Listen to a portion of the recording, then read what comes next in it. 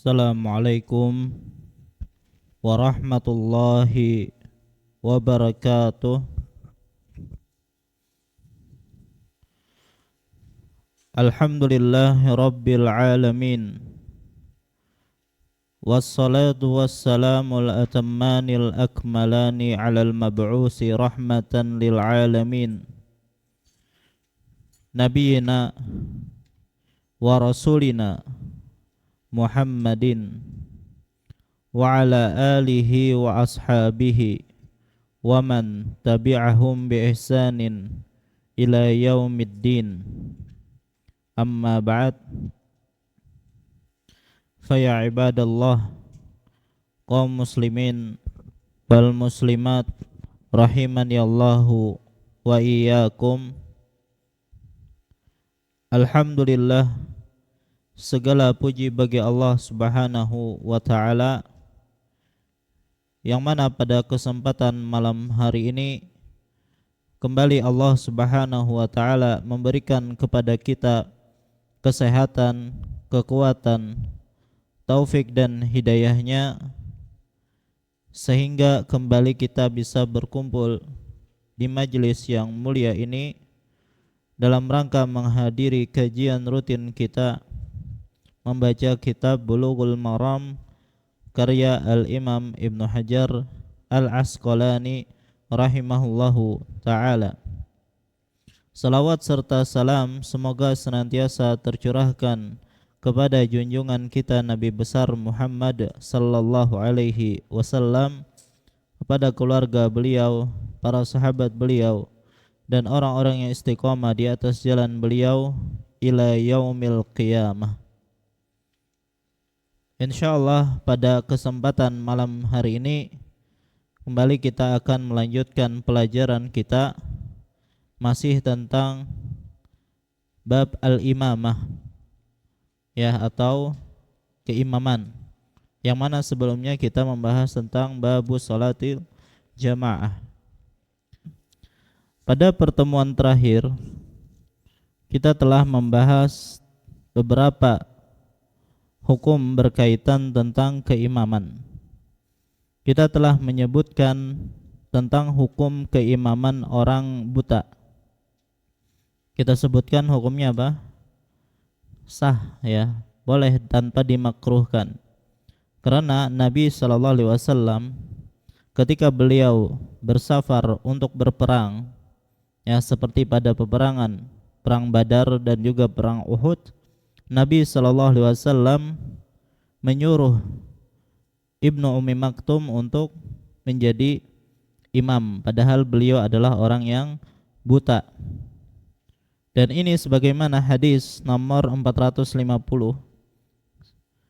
Wa an Anasin radhiyallahu anhu anna Nabiy sallallahu alaihi wasallam istakhlafa Ibnu Ummi Maktum ya ummun nas wa huwa a'ma, rawahu Ahmad wa Abu Dawud.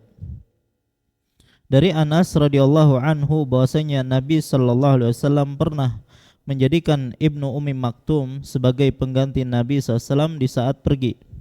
Dia mengimami orang-orang padahal dia seorang yang buta. Hadis riwayat Ahmad dan Abu Daud. Ya, karena Ibnu Ummi Maktum orang yang buta, makanya dia tidak diwajibkan untuk ikut serta dalam berperang. Maka dijadikan oleh Nabi SAW sebagai imam pengganti beliau. Ini menunjukkan bahwasanya tidak mengapa orang yang buta menjadi imam. Ya, apalagi kalau misalnya yang buta itu hafal Al-Quran misalnya. Kan banyak orang yang buta menghafal Al-Quran. Nah, begitu juga kita membahas tentang orang tuli yang menjadi imam. Maka kita katakan juga sah, tidak masalah, ya, karena dia kehilangan indera dan itu tidak mempengaruhi salatnya dan keabsahan salatnya. Namun kalau dia adalah orang yang buta sekaligus tuli, maka para ulama menyebutkan hukumnya makruh. Karena bisa jadi terjadi sesuatu di dalam salat, ya, sementara kita tidak bisa menegurnya. Ya, kalau orang buta masih bisa, ya, dengan suara.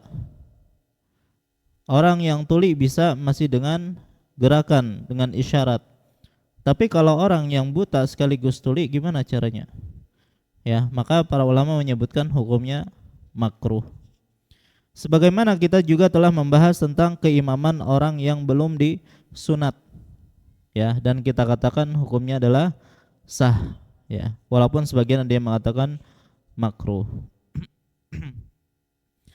Adapun orang yang keimaman yang bacaannya lahan, ya, atau ada kekeliruan dalam bacaan, maka kalau itu sampai merubah makna, apalagi pada surah Al-Fatihah, maka salatnya batal.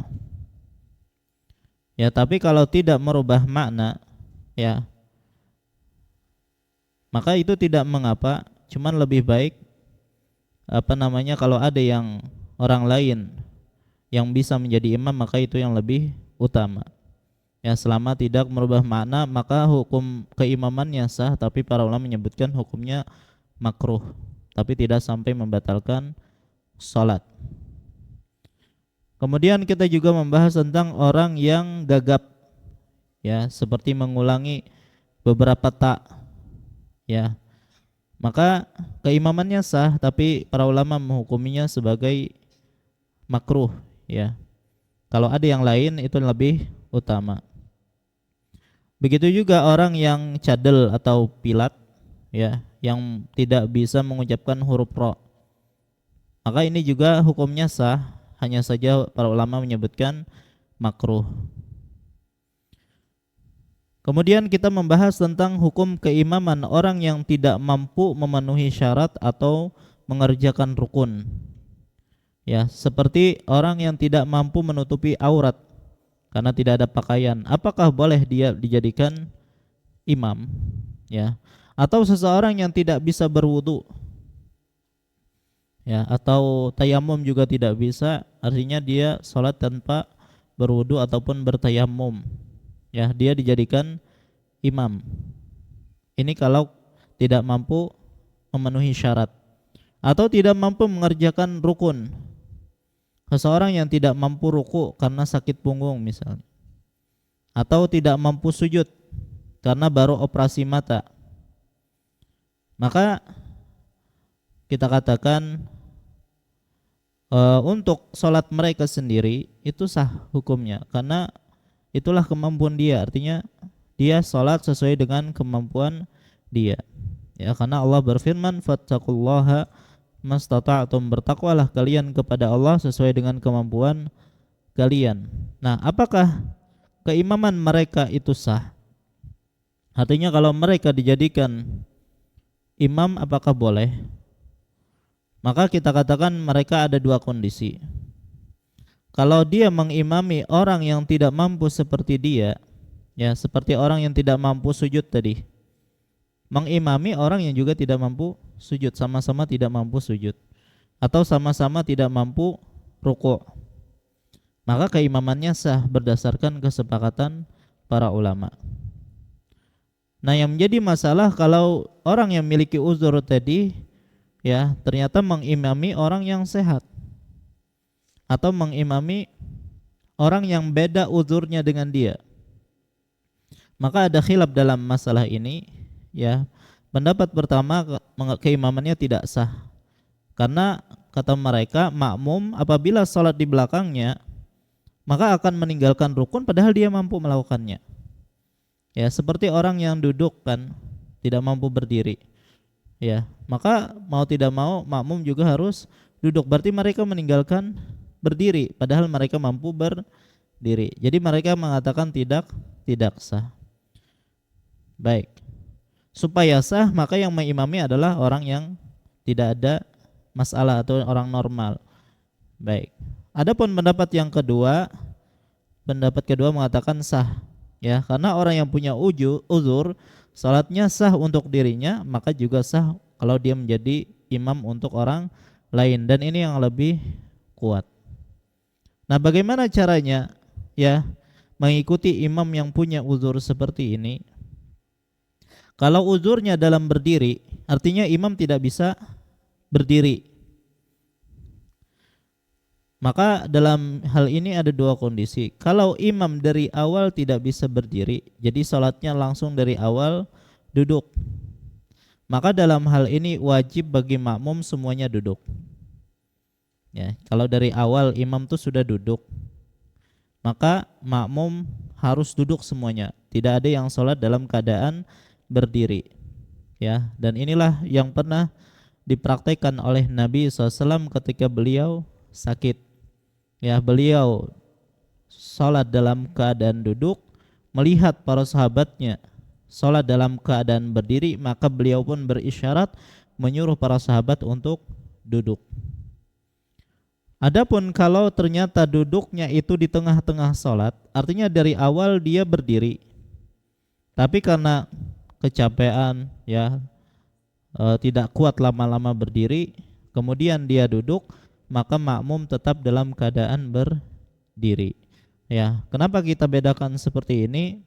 Ya, karena untuk menggabungkan hadis-hadis yang ada. Baik.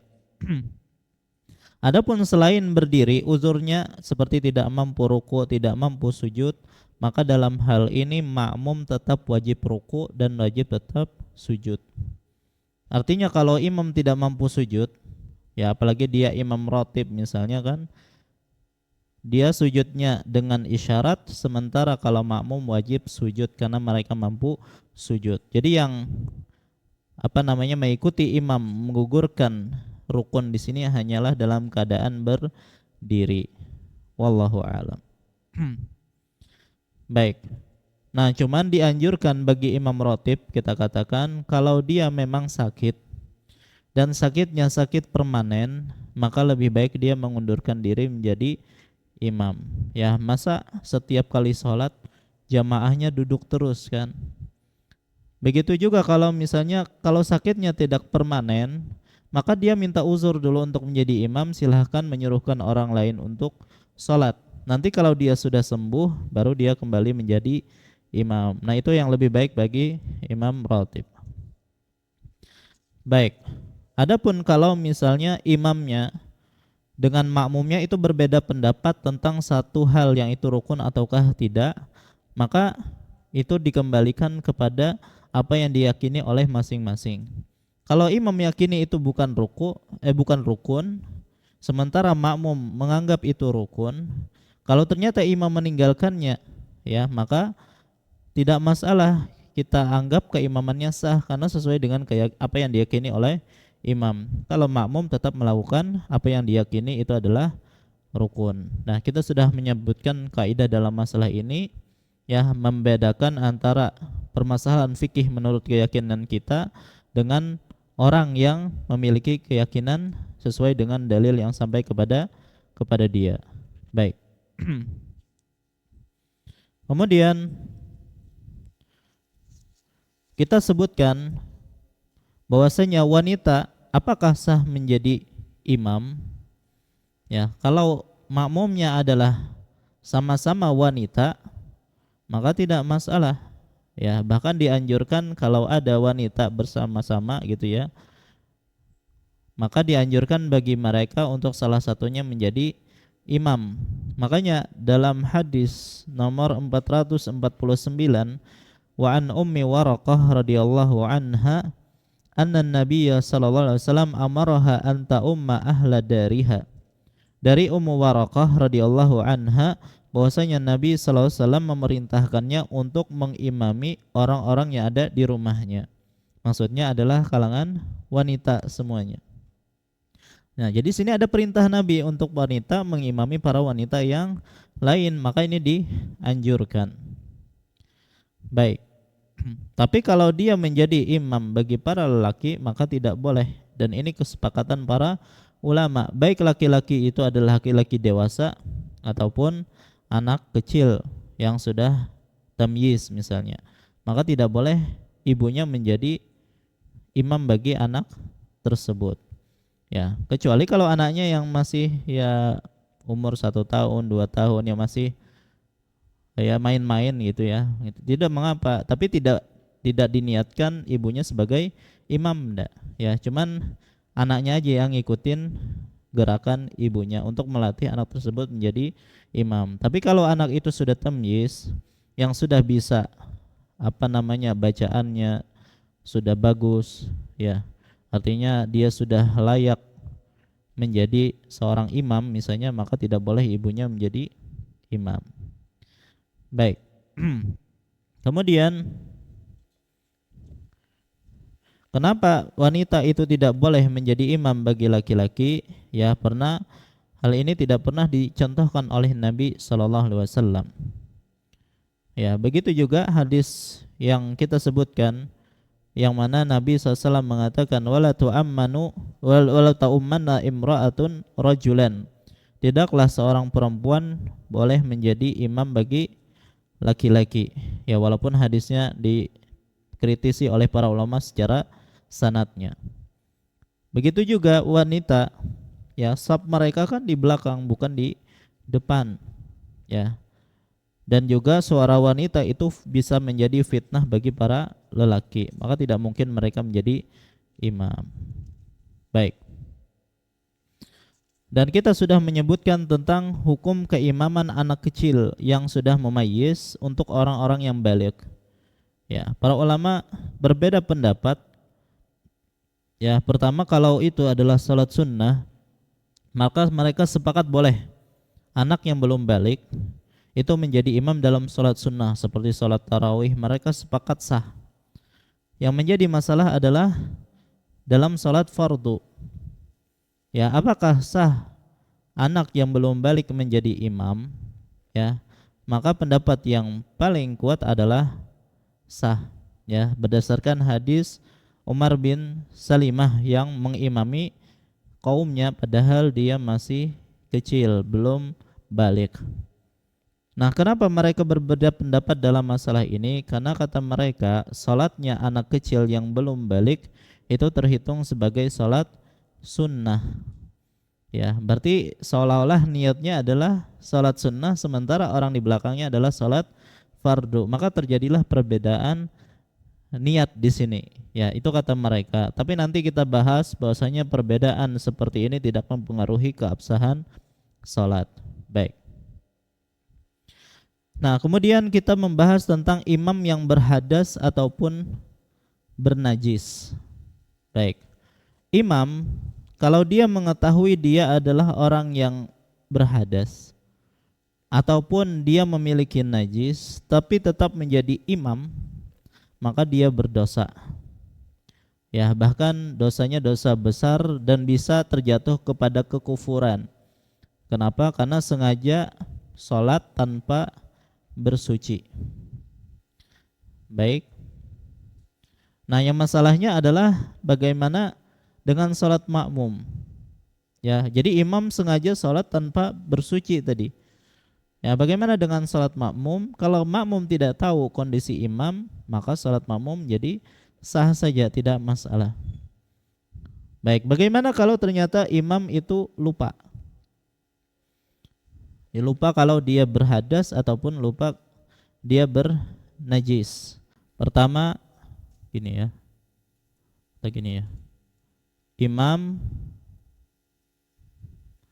lupa hadas. Lupa kalau dia berhadas dan dia teruskan sholat, ya, sampai dia salam, sampai selesai, sampai salam dia lupa kalau dia berhadas. Baik, kita akan bagi kita gini nih. Salat imam apa hukumnya?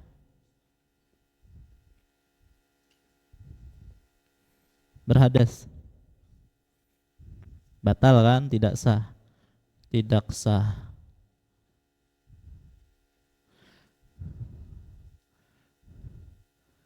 Salat makmum yang tidak tahu kondisi imam sah.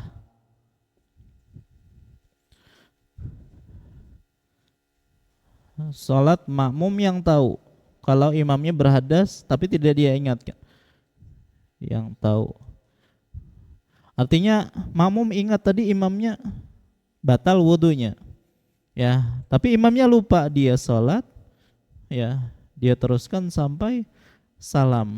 Ya, makmum ini tahu kalau imamnya itu belum wudu misalnya, tapi dia ikut saja salat bersama imam, maka salatnya tidak sah.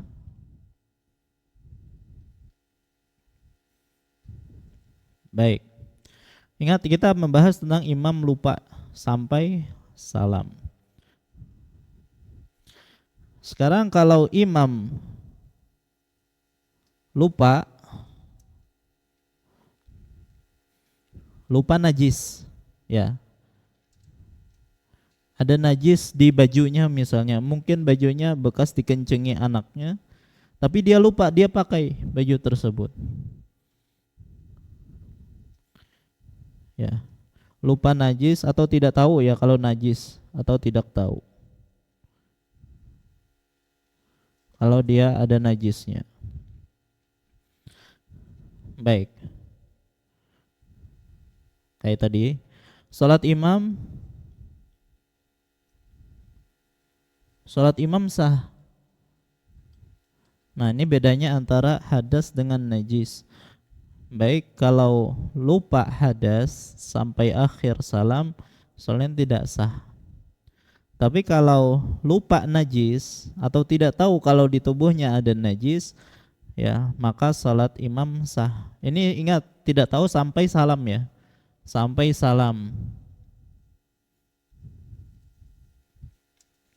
Salat imam sah. Salat makmum yang tidak tahu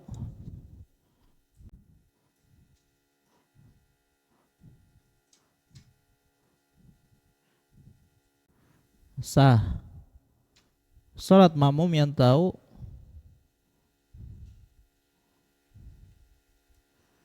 dan dia ikut terus sampai salam, maka tidak sah. Artinya kalau makmum melihat imamnya ada najis, ya seperti di kakinya ada kotoran cicak misalnya, ya dia tahu jelas itu pasti itu kotoran cicak misalnya, tapi imamnya nggak tahu, tapi makmum di belakangnya tahu.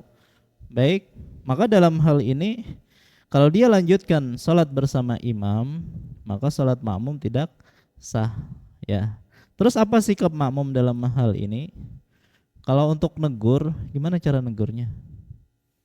Baik, ya. Kecuali bagi mereka yang mengatakan boleh ngomong ya dalam sholat, ya mungkin. Sebagian ulama mengatakan didorong imamnya, kita yang maju. Cuman ini bisa menimbulkan keributan. Kenapa tiba-tiba aku didorong? Kan gitu kan. Maka dalam hal ini tidak ada cara lain kecuali niat mufaraqah. Ya, kita berpisah dari imam. Baik. Nah, ini kalau ternyata lupa sampai salam. Bagaimana kalau ingatnya di tengah-tengah sholat? Imam lupa berhadas. Ya, pas di rakaat kedua, misalnya dia ingat.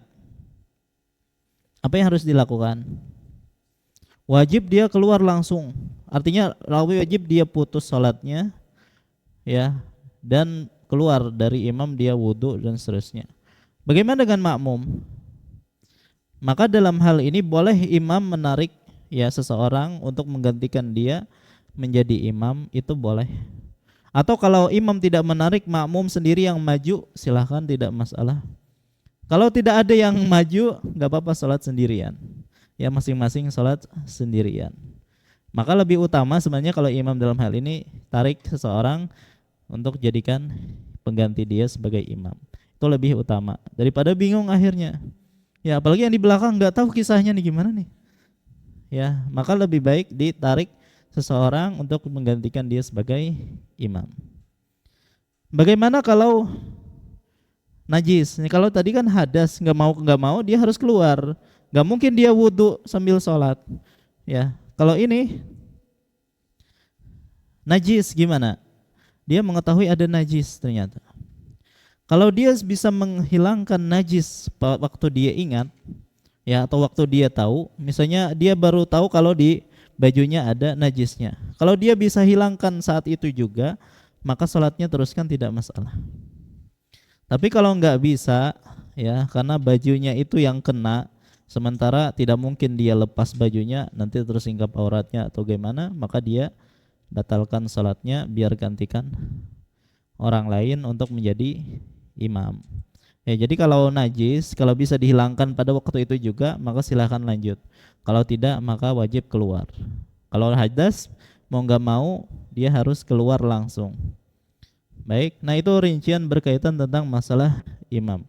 Ingat ini ketika lupa, ataupun ya lupa hadas ataupun lupa najis. Tapi kalau dia tahu dia berhadas atau najis, dari awal dia tidak boleh jadi imam.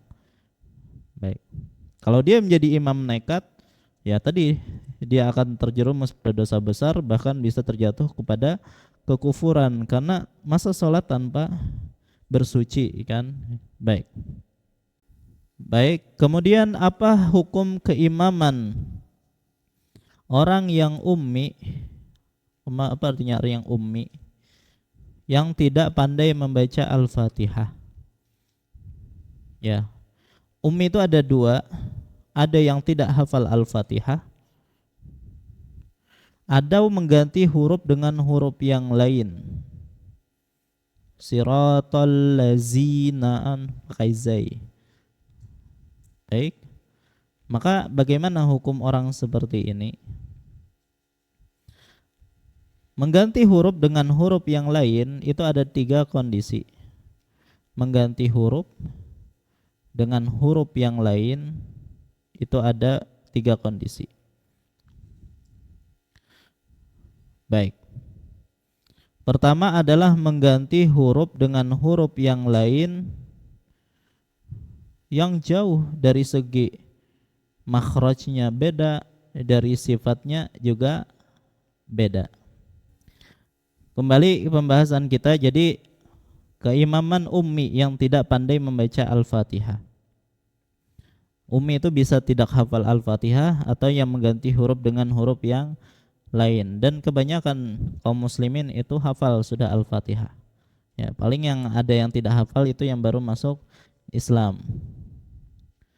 Baik, nah mengganti huruf dengan huruf yang lain tadi kita katakan ada 3 kondisi.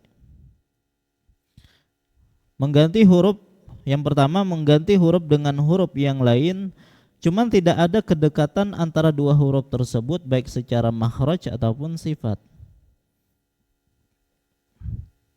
Contoh, Alhamdulillahi Rabbil Alamin, ra menjadi lam. Ar-Rahmanir Rahim misalnya. Allazina pakai zai.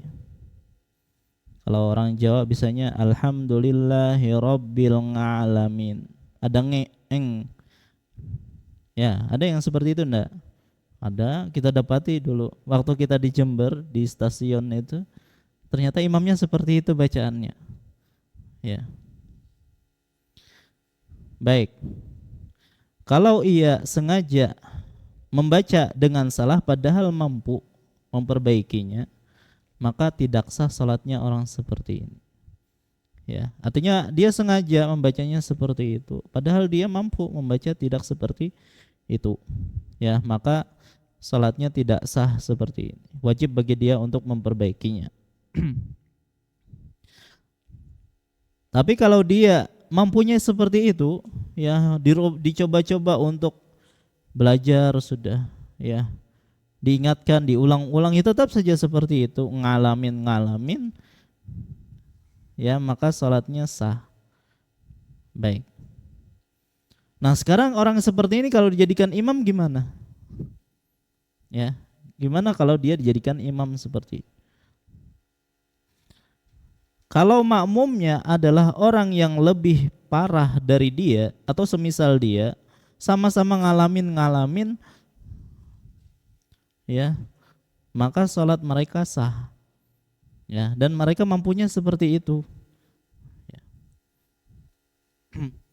Nah, bagaimana kalau ternyata ada yang lebih baik, yang makmum ini lebih baik daripada dia? Ingat, kita membahas tentang orang yang memang kemampuan dia kayak gitu saja, tidak bisa lagi merubah.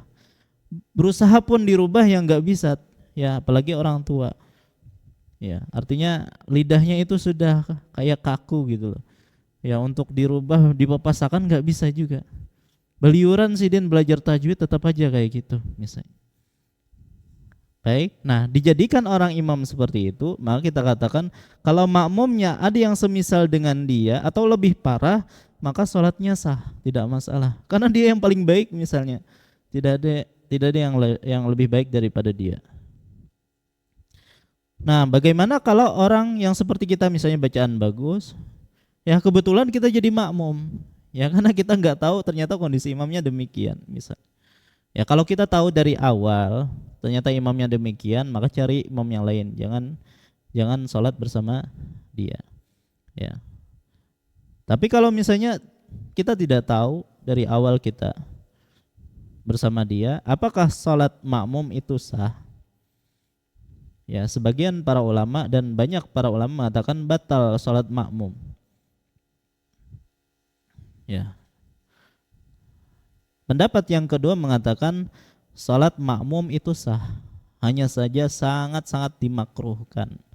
Ya, sangat dimakruhkan untuk ikut berimaman dengan orang yang seperti ini. Dan ulun lebih condong pada pendapat ini yang mengatakan sangat makruh tetap sah, tapi sangat makruh. Kenapa tetap sah? Karena kaidah yang telah kita sebutkan sebelumnya, seseorang yang sah salatnya untuk dirinya sendiri, maka sah keimamannya untuk orang lain. Baik, cuman tadi kalau ada yang lain maka lebih baik salat bersama orang lain. Ya, kenapa juga ulun katakan ini sah? Karena perkara yang seperti ini, ya, itu terjadi di mana-mana. Banyak sekali kejadian seperti ini. Kalau kita katakan ini tidak sah, maka betapa banyak salat makmum akhirnya menjadi tidak sah. Ya, apalagi dalam kondisi seperti tadi, ya, kita nggak tahu kalau ternyata bacaan imam seperti itu. Nah, dalam kondisi seperti ini juga lebih hati-hati kita mendapati imam seperti ini, ya. Dalam salat jahriyah kita tetap membaca Al-Fatihah walaupun status kita sebagai makmum, ya. Jangan hanya mencukupkan dengan Al-Fatihahnya imam. Ya, jadi dalam hal ini ya kita tetap membaca Al-Fatihah. Ini lebih hati-hati. Maka dalam hal ini perlu diperhatikan ya. Jadi bukan berarti kita juga menggampang-gampangkan dalam masalah ini, karena banyak para ulama menyatakan salatnya seperti ini kan tidak sah ya. Tapi kita katakan tetap sah, tapi ya gitu sangat dimakruhkan. Maka kalau ada yang imam yang lebih baik, maka kita salat di belakang yang lebih baik. Tapi kalau ternyata tidak ada imam kecuali dia, ya mau gimana lagi? Ya kita nggak apa-apa salat bersama dia. Dan juga wajib bagi pengurus masjid, ya para DKM, untuk mencari imam yang baik bacaannya. Dan ini sudah sering kita ulang-ulang ya, bagi DKM untuk menjadikan imam hendaknya memilih orang yang baik bacaannya. Karena ini kaitannya dengan kesah ataupun tidaknya salat, sah atau tidaknya salat. Nah, begitu juga bagi yang merasa jelek bacaannya, ya jangan pede jadi imam ya. Baik. Nah, ini yang pertama ya, jadi dari segi makhraj sama sifatnya jauh beda. Kondisi yang kedua, mengganti huruf dengan huruf yang lain ya, karena kedekatan makhraj dan sifatnya. Makhraj dan sifatnya itu sangat dekat. Ya, artinya kalau diucapkan itu hampir ya susah membedakannya. Seperti huruf za dengan dad ya. Waladdallin. Nah, sebagian orang itu membacanya dengan za. Waladzallin. Maka para ulama menjawabkan ini sah. Ya, karena saking dekatnya ya, dan ini tidak bisa membedakannya kecuali orang-orang yang pakar dalam masalah tajwid. Maka dalam hal ini sah, dan ini sering terjadi ya, salah mengucapkan huruf karena saking dekatnya makhraj dan sifatnya. Adapun yang ketiga, mengganti huruf dengan huruf yang lain karena perbedaan qiraat. Ya, kan kita mengenal dengan qiraat sab'ah ya. Ada qiraat asyarah. Ya, terkadang satu qiraat beda dengan qiraat yang lain. Seperti kata siratal pakai sad. Qiraat yang lain menyebutkan pakai sin, siratal. Maka ini tidak masalah. Ya. Bang, jadi kita yang perlu perhatikan adalah yang pertama tadi, ya, yang jauh secara makhraj ataupun sifatnya. Maka dalam hal ini ya, kalau bisa mencari imam yang lain itu lebih utama. Baik, nah ini pembahasan tentang imam yang tidak pandai dalam membaca Al-Fatihah. Pembahasan berikutnya adalah apa hukum perbedaan niat antara imam dan makmum. Beda niat antara imam dan makmum. Yang pertama adalah apabila imam berniat sholat wajib,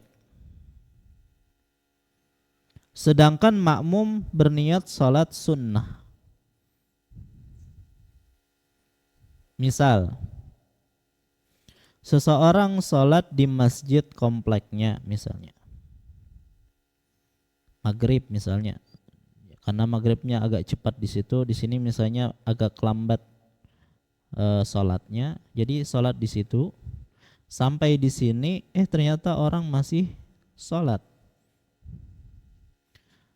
Maka kalau sholat wajibnya sudah, kalau dia sholat lagi, maka terhitung bagi dia sholat sunnah.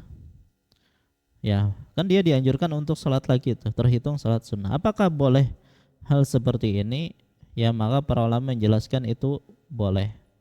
Ya, jadi imamnya sholat wajib, sementara makmumnya sholat sunnah. Mana dalil akan hal ini?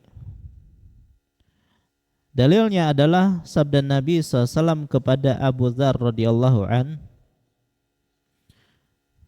bahwasanya beliau salat ya bersama Nabi sallallahu alaihi wasallam, salat bersama Nabi SAW, kemudian beliau sebentar, ini bukan ya. Jadi disebutkan Nabi SAW berkata kepada Abu Dzar tentang imam-imam yang melambatkan salat dari waktunya. Ya, jadi memperlambatkan salat dari awal waktunya. Maka kata Nabi SAW, "Shalli salata li waqtiha, fa in adraktaha ma'ahum fasalli fa innaha laka nafilah."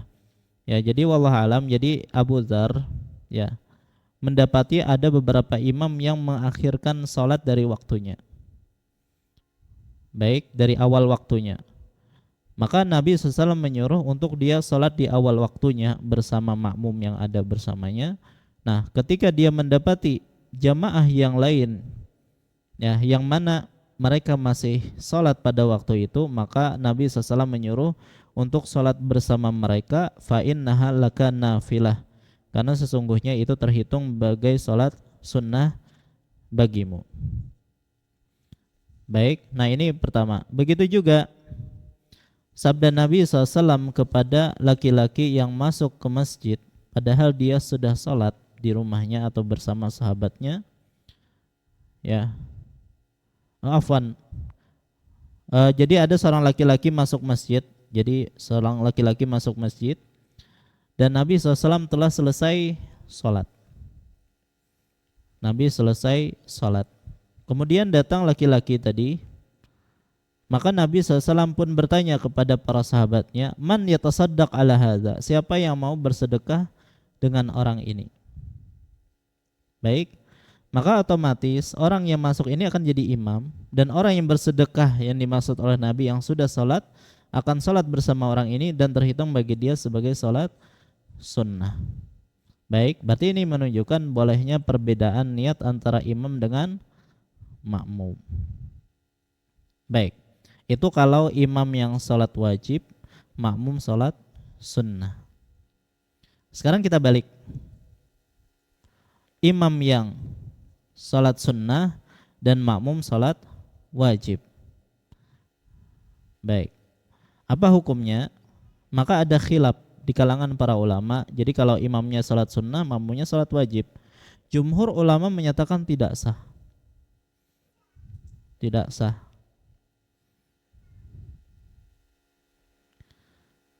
Namun ya pendapat sebagian ulama itu menunjukkan sah ya atau mengatakan sah. Dalilnya adalah hadis Mu'az radhiyallahu an, bahwasanya beliau sudah sholat bersama Nabi SAW, kemudian beliau mendatangi kaumnya dan menjadi imam untuk mereka. Padahal Mu'az sudah sholat wajib bersama Nabi SAW, ya, kemudian beliau menjadi imam, padahal itu terhitung sunnah bagi beliau, tapi bagi kaumnya itu sholat wajib. Ya, maka di sini boleh imam berniat sholat sunnah sementara makmum berniat sholat wajib. Kalau ada yang bertanya, kenapa tidak kita katakan Mu'az itu ketika sholat bersama Nabi itu adalah sholat sunnah, kalau bersama sahabatnya itulah sholat wajib? Mungkin enggak? Kalau ada yang mengatakan demikian, oh enggak,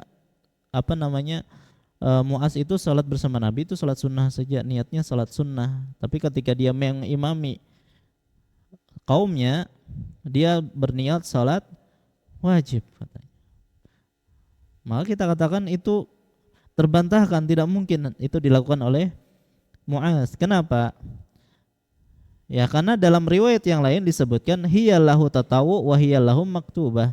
Ya, bagi dia itu adalah tatawu, sunnah, dan bagi mereka itu adalah wajib. Maka ini jelas bahwasanya salat Mu'az bersama kaumnya itu adalah salat sunnah. Begitu juga tidak mungkin Mu'az meninggalkan salat fardu itu bersama Nabi. Yang lebih utama imamnya, jamaahnya ada para sahabat, kemudian di Masjid Nabawi lagi. Ya, masa beliau tinggalkan salat berjamaah ya di tempat yang afdal dengan imam yang afdal dengan jamaah yang afdal, ya. Kemudian juga kata Nabi SAW, idza uqimatis shalah fala salata illal maktubah. Kalau sudah iqamah dikumandangkan, maka tidak ada salat kecuali salat wajib. Tidak mungkin Imam Mu'az berniat salat sunnah. Baik, maka dalam hal ini kita katakan salat Mu'az bersama Nabi dan salat wajib ketika dia menjadi imam untuk kaumnya adalah salat sunnah. Bisa kan? Belum.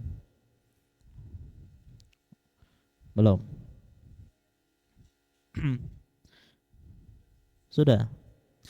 Baik, ulun cukupkan sampai di sini. Kita lanjutkan setelah salat insyaallah. Assalamualaikum warahmatullahi wabarakatuh.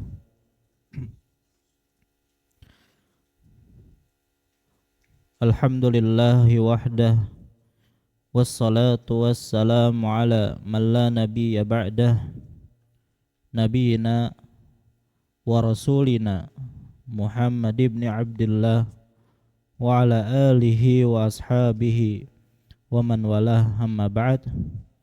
Fa insyaallah kita lanjutkan pelajaran kita. Tadi kita sudah bahas tentang hukum perbedaan niat antara imam dan makmum. Pertama tadi kita sebutkan apabila imam berniat salat wajib sedangkan makmum salat sunnah, maka itu tidak mengapa, boleh saja. Berdasarkan pertama hadis dari Abu Dzar radhiyallahu an, begitu juga tentang seorang laki-laki yang masuk masjid sementara salat jamaah telah selesai, maka Nabi SAW pun bertanya siapa yang mau bersedekah dengan orang ini untuk menjadi makmum baginya. Kemudian apabila imam berniat salat sunnah sedangkan makmum berniat salat wajib, maka ada khilaf di kalangan para ulama. Jumhur ulama menyatakan tidak sah, namun pendapat yang lebih kuat adalah pendapat yang menyatakan dibolehkan. Hal ini sebagaimana hadis Mu'adz radhiyallahu anhu yang pertama salat bersama Nabi SAW, kemudian beliau mengimami kaumnya. Baik. Kemudian apabila imam berniat salat ada, ya salat dia sekarang, sementara makmum niatnya salat qada, boleh enggak? Misalnya imam salat zuhur, datang makmum, ya, yang mana kemarin zuhur kemarin dia lupa salat, ya, entah karena pekerjaannya atau karena ketiduran dia lupa salat zuhur. Ingatnya pas dia ingin salat zuhur hari ini. Maka apakah boleh dia masuk ke salat zuhur sementara imam salatnya ada, salat yang sekarang, ya, makmum niatnya qada? Atau sebaliknya imam yang lupa, imam lupa kemarin misalnya, ya, jadi dia berniat salat qada, makmumnya yang salat sekarang, salatnya ada. Apakah hal ini dibolehkan? Maka para ulama merinci dalam hal ini. Apabila salatnya itu sama, ya sama-sama salat zuhur, hanya saja ini salatnya zuhur adaan, yang lain salatnya zuhur qadaan. Maka kalau sama-sama salat zuhur, maka salatnya sah. Ya, walaupun secara jenis salatnya ini salat qada, ini salat ada, berbeda. Ya. Adapun yang kedua, salatnya beda, tapi rakaatnya sama. Contoh seseorang terlewatkan salat zuhur karena ketiduran misalnya. Ya, ketiduran sebelum zuhur, bangun pas azan asar.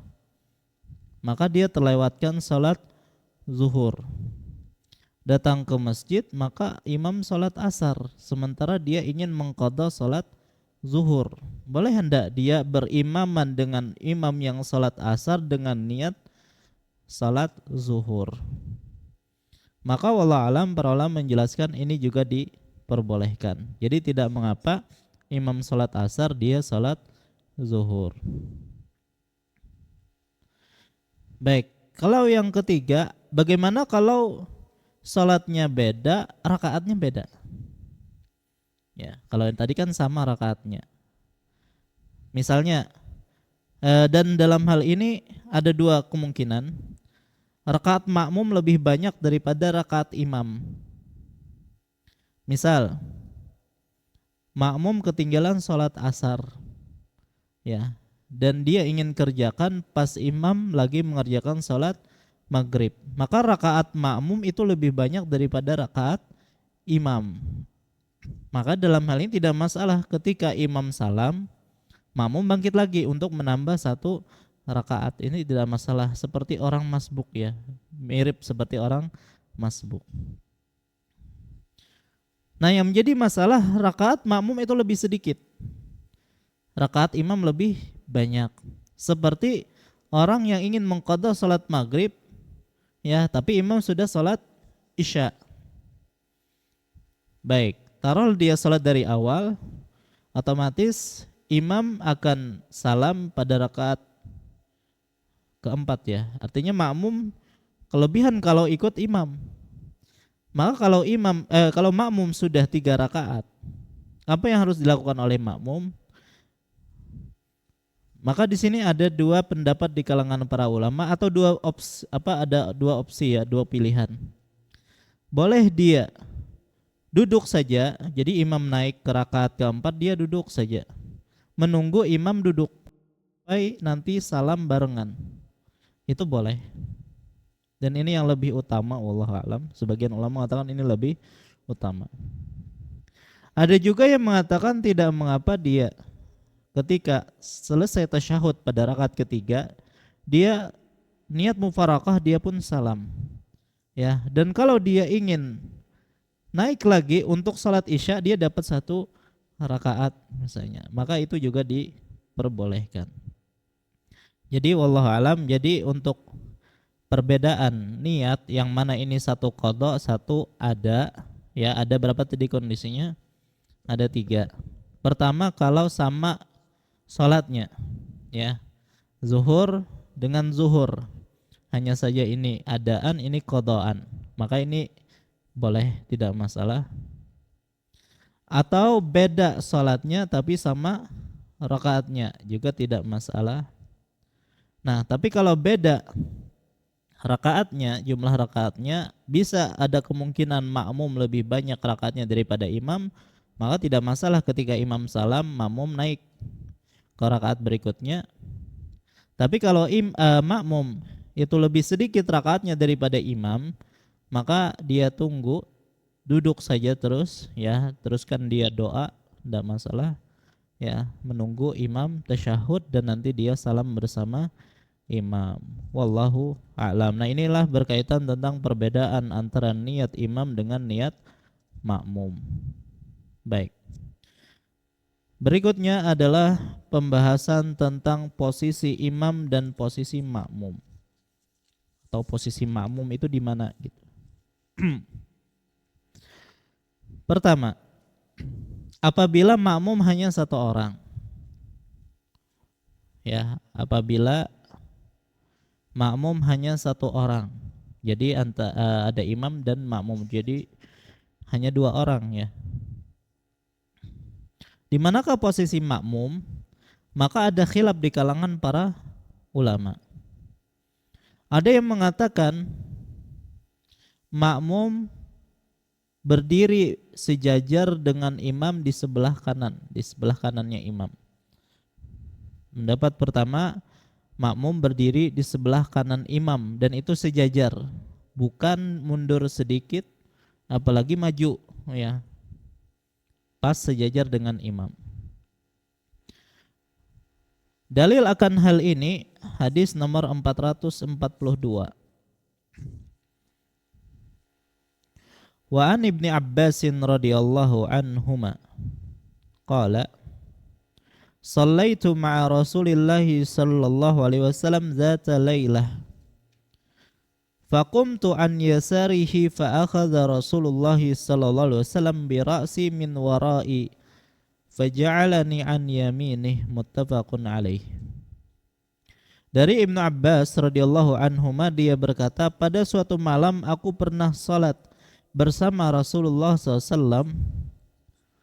Aku berdiri di sebelah kirinya, kemudian Rasulullah SAW memegang kepalaku dari belakangku lalu memposisikan aku di sebelah kanannya, muttafaqun alaih. Jadi datang Ibnu Abbas, Nabi sedang salat awalnya sendirian. Datanglah Ibnu Abbas dan ternyata Ibnu Abbas langsung memposisikan dirinya di sebelah kiri Nabi SAW. Maka Nabi SAW pun memegang kepalanya Mu'az dan memindahnya kemana? Ke belakangnya. Maksudnya dari belakang, ya, bukan memindahnya dari depan. Ya, karena lewat depan Nabi kan enggak, ya, maka diputar entah gimana, yang jelas dipegang kepalanya, diputar ditaruh di belah kanan. Baik, dalam riwayat yang lain, ya, di telinganya. Mungkin ada beberapa riwayat yang berkaitan masalah itu, ada yang mengatakan di telinganya. Ya, tapi dengan lembut. Ya, bukan ditarik, enggak. Ya, sebagian ulama mengatakan demikian. Jadi ada yang mengatakan di kepala, ada yang mengatakan di telinga, di jewer, ya, kayak di jewer. Baik, ini dalil yang pertama yang menyatakan pas sejajar dengan imam. Ya, di sini Ibnu Abbas tidak mengatakan mundur sedikit, enggak, tapi pas sejajar dengan imam, dengan Nabi SAW. Hadis yang lain adalah atau dalil yang lain adalah tentang kisah Jabir dengan Jabbar. Jabir dengan Jabbar. Disebutkan bahwasanya Nabi SAW itu sedang berdiri salat. Maka datanglah Jabir bin Abdullah. Maka Jabir pun berdiri di sebelah kiri Nabi SAW. Baik, fa'adarahun Nabi SAW ila yaminih, maka Nabi SAW pun memposisikan dia ke kanannya. Summa ja'a Jabbar bin Sakhar. Ya, kemudian ada seorang sahabat lagi yang bernama Jabbar bin Sakhar, dan ternyata Jabbar ini berdirinya di kiri Nabi SAW. Jadilah Jabir di kanan Nabi, Jabbar di kiri Nabi SAW. Jadi Nabi SAW jadi di tengah. Apa yang dilakukan oleh Nabi SAW? Maka Nabi SAW megang ke tangan keduanya dan mendorongnya ke belakang agar posisinya ke belakang. Yang menjadi syahid di sini, ya, pertama ketika Jabir datang kepada Nabi SAW, sama seperti Ibnu Abbas tadi, ya, beliau berdiri di kiri Nabi SAW dan diputar oleh Nabi menuju ke kanan beliau. Baik, ini menunjukkan, ya, dalil menunjukkan bahwasanya makmum kalau satu orang berdiri sebelah kanan imam dengan sejajar. Pendapat yang kedua mengatakan bahwasanya kalau makmum satu orang saja, maka dia di sebelah kanan imam tapi agak mundur sedikit.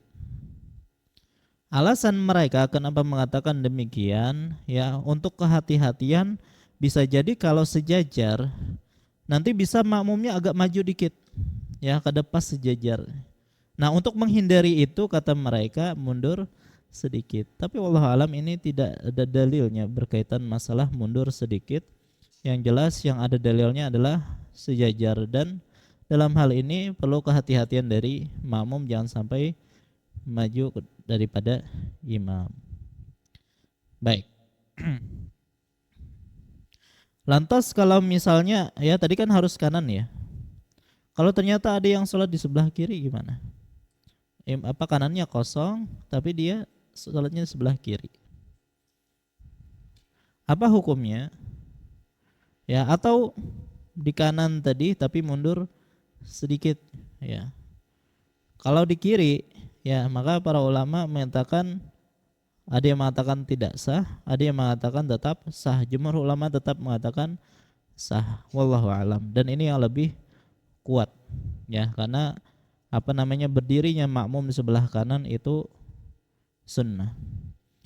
Tapi kalau mundur sedikit, ya, maka dikatakan tidak mengapa selama tidak terlalu mundur, ya. Artinya kalau mundur sedikit tidak masalah.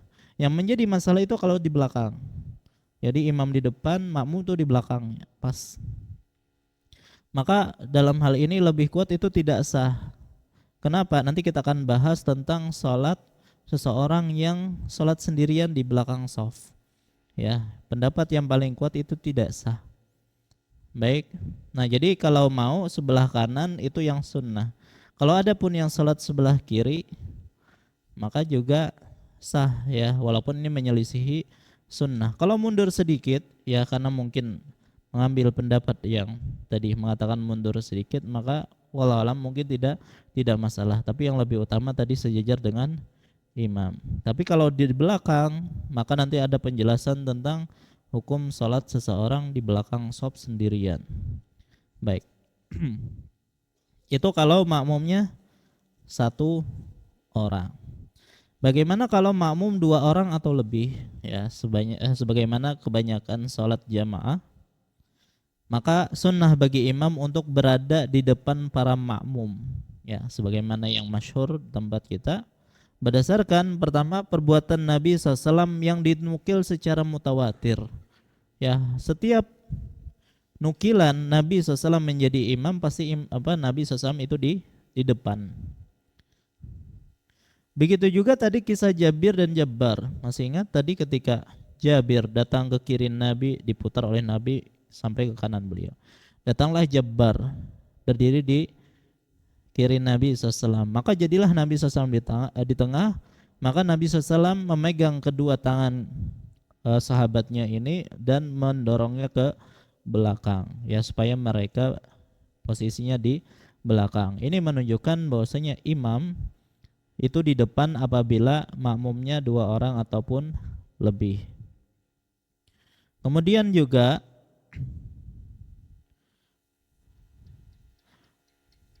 amalan kaum muslimin itu di mana-mana seperti itu, ya. Kita menemui di negara mana saja semua kaum muslimin melakukan demikian, imam di depan dan makmum di belakang. Kemudian juga alasannya, dan itulah namanya imam itu kan harus di depan, ya. namanya imam ya, imam itu pemimpin ya, maka pantas kalau dia diletakkan atau berposisi di depan supaya juga diikuti oleh para makmum. Baik. Nah, jadi imam itu berada di depan. Hukumnya adalah sunnah. Ya, artinya kalau misalnya ada imam yang ternyata berdiri di tengah-tengah, di saf pertama dia berdiri di tengah-tengah, ya, maka jawabannya apa? Apakah maka hukumnya tetap sah, tapi makruh, ya. Jadi kalaupun ada yang sholat di tengah imamnya tidak maju ke depan, maka sah tapi hukumnya makruh. Baik. Bagaimana dengan wanita? Bagaimana dengan wanita? Kalau wanita itu kebalikannya. Ya, yang sunnah bagi mereka adalah imam di tengah-tengah shaf. Ya, tapi kalau dia maju boleh tapi hukumnya makruh. Jadi kebalikan para lelaki. Karena itulah yang dilakukan oleh Aisyah radhiyallahu anha ketika beliau menjadi imam bagi para wanita. Beliau posisi berdirinya adalah di tengah. Baik. Kemudian apabila ada satu wanita menjadi makmum dan imam adalah laki-laki, di manakah wanita tersebut berdiri? Ya. Suami istri sholat, ya. Apakah ini kan cuma satu saja nih anunya makmumnya? Apakah di kanannya suami? Ya. Maka dalam masalah wanita itu ada dalil khusus yang menyebutkan bahwasanya wanita itu selalu di belakang. Jadi tidak ada wanita itu bersop dengan para lelaki, itu tidak ada, tapi selalu di belakang. Makanya disebutkan Anas bin Malik radhiyallahu anhu menceritakan bahwasanya Rasulullah itu pernah mengunjungi neneknya Anas, ya, namanya Mulaikah. Baik, dan di rumah tersebut ada anak yatim, maka Nabi SAW pun memposisikan aku dan anak yatim di belakang beliau, dan orang tua, ya maksudnya nenek tua itu di belakang. Baik, begitu juga hadis nomor 443. Wa an Anasin radhiyallahu anhu qala shalla Rasulullah sallallahu fakuntu wa yatimun khalfahu. Rasulullah pernah salat, ketika itu aku dan seorang anak yatim berdiri di belakangnya. Wa Ummu Sulaim, siapa Ummu Sulaim? Ibunya Anas.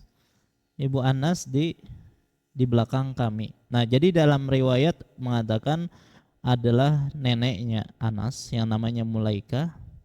Dalam riwayat ini disebutkan adalah ibunya Anas. Ya, tapi intinya kedua-duanya disebutkan di belakang. Maka dalam masalah ini kalau makmumnya adalah wanita, wanita selalu diposisikan di belakang. Baik. Jadi walaupun dia satu orang, walaupun dia mahram, ya, walaupun dia istri sendiri, maka tetap posisinya di belakang. Apalagi kalau bukan mahram, ya, maka jelas di belakang. Baik. Kemudian apa hukum seseorang sholat sendirian di belakang shaf? Ya, seorang datang ke masjid, ya, kemudian dia mendapati shafnya sudah full. Akhirnya dia sholat sendirian di shaf kedua. Apa hukumnya? Apakah sholatnya sah ataukah tidak? Maka ada khilaf di kalangan para ulama menjadi 3 pendapat. Pendapat yang pertama adalah sholatnya batal. Jadi walaupun full sudah shafnya, ya, dan akhirnya dia sholat sendirian di belakang, maka sholatnya batal, katanya. Ya, jadi tidak dibedakan apakah ada shaf ada celah di shaf yang sebelumnya ataukah tidak ada celah. Pokoknya kalau dia sholat sendirian batal, tidak sah sholatnya. Dan ini pendapat mazhab Hanabilah atau Hambali. Dan inilah pendapat yang diambil Ibnu Baz, Syekh Muqbil dan Syekh Shalih Al-Fauzan hafizahullah. Begitu juga mereka berdalil dengan hadis nomor 400. Sebentar. Ini nomornya beda ya. Sebentar.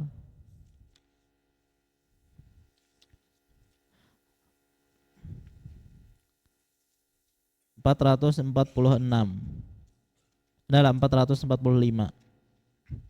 Anwa Bisah bin Ma'bad al-Juhani radhiyallahu anhu anna Rasulullah SAW ra'a rajulan yusalli khalfas saf wahdahu fa amarahu an yu'idas salah. Rawahu Ahmad wa Abu Dawud wa Tirmidzi wa hasanahu wa sahahu Ibnu Hibban. Dari Wabisa bin Ma'bad radhiyallahu anhu bahwasanya Rasulullah SAW melihat seseorang salat sendirian di belakang shaf. Maka beliau memerintahkannya agar mengulangi salatnya. Kenapa disuruh mengulangi salatnya? Karena salatnya tidak sah. Ini dalilnya Hanabilah yang pertama. Begitu juga hadis berikutnya, cuman riwayat pertama dulu ya, 446. Walahu an Talqin ibn Ali radhiyallahu an la salata limunfaridin khalfas saf. Tidak sah, tidak ada salat bagi orang yang salat sendirian di belakang shaf. Maksudnya tidak sah. Adapun tambahan ala dakhalta ma'ahum aw ijtararta rajulan, ya, mengapa kamu tidak masuk ke dalam shaf bersama mereka atau kamu tarik salah seorang dari mereka untuk bergabung dengan kamu. Nah, ini penjelasannya nanti insyaallah akan datang. Yang tentang menarik orang ke belakang agar bersama dia. Apa hukumnya? Tapi yang jelas riwayat yang pertama itu yang dijadikan oleh Hanabilah yang menyatakan orang yang salat sendirian di belakang shaf itu tidak sah salatnya. Baik dia ada tempat kosong di depan ataupun tidak ada. Kalau tidak ada tempat kosong kan jelas ya. Nah, tapi kalau sudah full, kata mereka tetap tidak diperbolehkan sholat. Terus bagaimana? Apa yang harus dia lakukan? Jadi kalau dia datang ke masjid, sementara full sudah shaf, kalau dia sholat sendirian tidak sah. Pertama dia sabar dulu, kali aja ada yang datang. Baik, kalau ternyata tidak ada yang datang juga, maka dia nanti sholat sendirian. Dan dia dimaafkan karena dia ada uzur dalam hal ini, dan dia tetap ditulis sebagai orang yang salat berjamaah. Ini pendapat pertama. Baik. Pendapat yang kedua mengatakan tetap sah, ya, walaupun salat sendirian tapi makruh. Dan inilah pendapat jumhur ulama, menyatakan sah tapi makruh. Dan ini pendapat Hanafiyah, Malikiyah dan Syafi'iyah. Mana dalilnya? Dalilnya kata mereka adalah hadis Abu Bakrah radhiyallahu anhu. Masih ingat hadis Abu Bakrah? Apa itu?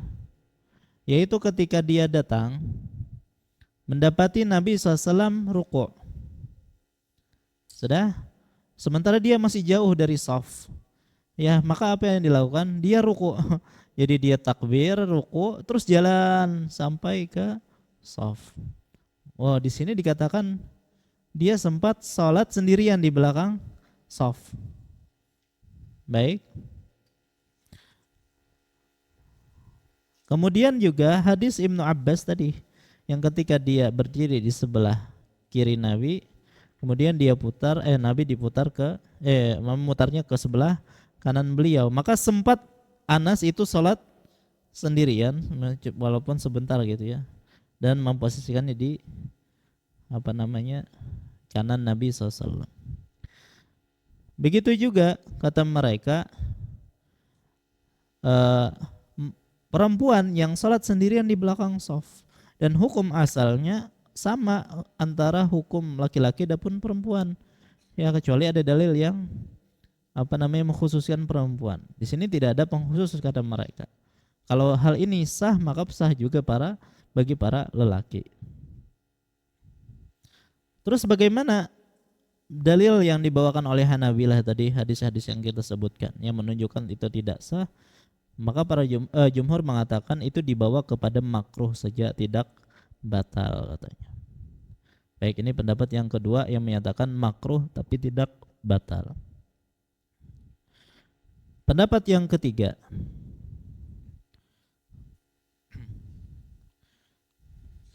tidak sah sholat sendirian di belakang shaf kecuali kondisi darurat. Ya, kecuali kondisi darurat. Apa kondisi darurat yang dimaksud? Ketika dia tidak mendapati celah pada shaf. Ya, artinya kalaupun dia paksa-paksa nggak bisa. Ya. Terus apa yang dia lakukan? Maka ini dianggap sebagai keadaan darurat, maka tidak mengapa dia sholat di belakang shaf sendirian. Baik. Sebagian ulama mengatakan dia menuju ke samping imam. Ya, jadi sholat di sampingnya imam. Baik, ada yang mengatakan demikian. Ya, artinya kalau masih ada ruang di samping imam maka tidak ada darurat kata mereka. Tapi wallah alam ya, ini tidak dianjurkan karena akan mengganggu shaf. Ya, dan akhirnya nanti kalau ada yang datang kan jadi enggak ketemu orang yang bersama dia di shaf. Baik. Jadi wallah alam ya, yang pendapat ketiga itu kalau dia tidak sah asalnya kalau dia sholat sendirian di belakang shaf kecuali dalam keadaan darurat, yaitu tidak mendapati celah lagi pada shaf yang di depannya. Dan inilah pendapat yang dipilih oleh Ibnu Taimiyah, Ibnu Sa'di, Al-Albani dan Syekh Ibnu Utsaimin rahimahullah. Dan wallahu alam ulun lebih condong pada pendapat ini yang menyatakan tidak sah kalau masih ada tempat di depannya, dan sah kalau tidak ada tempat lagi di depannya. Karena Allah Subhanahu wa taala berfirman, "Fattaqullaha mastata'tum", bertakwalah kalian kepada Allah sesuai dengan kemampuan kalian. Baik. Kemudian tadi kita tanya ya, apakah perlu bershaf di samping imam? Ya, tadi sebagian ulama gitu ya. Jadi tidak ada darurat kecuali di samping imam masih ada. Ya, tapi kalau misalnya di samping imam sudah tidak ada lagi karena mihrabnya sempit masanya, maka itu baru darurat katanya. Tapi wallahu alam itu tidak dianjurkan. Pertama, ini mukhalafatus sunnah ya. Karena sunnahnya ya, atau menyelisihi sunnah ya. Karena sunnahnya imam itu sendirian di depan. Ya, makmum itu di belakang. Baik, itu yang pertama. Dan yang kedua, itu akan mengganggu jamaah ya, karena mau tidak mau dia akan menerobos shaf. Ya, apalagi shafnya panjang itu kan, berapa shaf misalnya dia terobos untuk menuju imam. Maka ini mengganggu kaum muslimin yang sedang sholat. Dan juga ya akan membuat yang di belakang yang misalnya orang yang terlambat datang ingin bershaf dengan dia, malah dia sudah ke depan duluan. Ya masa dia ke depan lagi kan gitu. Akhirnya jadi shaf di paimaman kan. Maka ini tidak dianjurkan wallahu alam.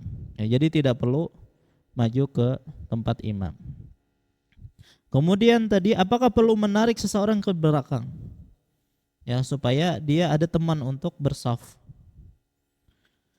Maka wallahu alam ini juga tidak dianjurkan ya untuk menarik seseorang ke belakang. Kenapa?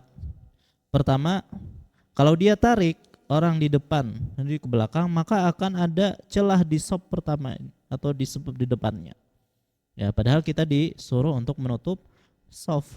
Ya. Yang lebih parah ya, dia tarik, dia yang gantian misalnya. Itu keterlaluan. Baik. Nah, jadi yang jelas itu ada shaf yang jadi celah shaf di depan, maka ini tidak boleh. Sementara kita dilarang untuk ya membuat celah di shaf. Yang kedua, itu adalah perbuatan zalim kepada orang yang ditarik. Asalnya dia di shaf pertama, ya kita tarik jadi di shaf kedua. Ya, jadi dia tarik ke tempat yang tidak afdol ya. Asalnya dia di tempat afdol menjadi tidak afdol. Dan juga ini membuat tashwish ya, artinya mengganggu dia ya, khusyuknya terganggu dan seterusnya. Maka wallahu alam itu tidak dianjurkan. Adapun hadis yang tadi kita sebutkan, ala dakhalta ma'ahum aw istararta rajulan, ya, engkau masuk bersama mereka atau menarik seseorang, maka para ulama menghukumi hadis ini hadis yang dhaif sebenarnya.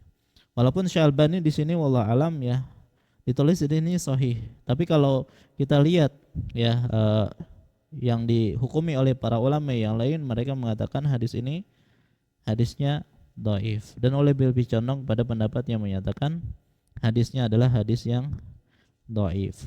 Wallahu a'lam. Baik. Nah, ya perlu diketahui bahwasanya khilaf di sini adalah khilaf yang kuat ya, terutama bagi pendapat yang pertama dan pendapat yang ketiga. Ya, oleh karena itu kalau kita ke masjid ya, maka kita usahakan cari celah di soft. Ya, apalagi kalau di masjid di luaran yang mereka renggang-renggang gitu ya. Maka wallahu alam hal ini tidak bisa dijadikan kondisi darurat dalam hal ini. Maka kita berusaha untuk mencari soft di celah-celah antara mereka. Ya, tapi pelan-pelan ya, jangan terlalu kasar di sini. Ya, di sini disuruh bergeser tapi jangan ditarik orangnya. Ya, disuruh geser dikit, insya Allah mereka akan aja bergeser. Baik. Artinya dalam hal ini tidak ada uzur untuk sholat sendirian di belakang shaf. Kemudian kalau masih ada yang diharapkan untuk datang, ya maka tidak mengapa menunggu sebentar ya supaya temannya datang. Karena para ulama begini ya, mereka yang berpendapat tidak sahnya sholat seseorang sendirian di belakang imam itu dengan syarat kata mereka tidak sampai ruku. Kalau sudah ruku, bangkit dari ruku, itu mereka mulai mengatakan tidak sah. Tapi kalau sendirian masih dalam keadaan berdiri, kemudian datang orang lain, maka itu sah, tidak masalah. Ya, tapi kalau sudah ruku, bangkit masih dalam keadaan sendirian, maka itulah yang dihukumi tidak sah. Jadi tidak mengapa kalaupun harus menunggu yang lain sebentar. Ya, tapi kalau memang tidak diharapkan lagi ada orang yang datang, maka tidak mengapa sholat sendirian di belakang shaf. Wallahu a'lam. Baik, gimana nih? Lanjut atau enggak? Baik, masih panjang, berarti ulun cukupkan sampai di sini saja insyaallah. Karena ini pembahasan tentang berimaman ya, posisi antara imam dengan makmum. Ya, apakah harus langsung di belakang? Bagaimana kalau ada jarak yang panjang? Bagaimana kalau di luar masjid? Bagaimana kalau terhalang dengan jalan? Itu akan kita bahas secara rinci insyaallah pada pertemuan yang akan datang. Wallahu taala alam. Ulun cukupkan sampai di sini. Salah khilaf mohon maaf. Wassallallahu ala nabiyina Muhammad wa ala alihi wasallam. Subhanakallahumma bihamdika asyhadu an la ilaha illa anta astaghfiruka wa atubu ilaik. Assalamualaikum warahmatullahi wabarakatuh.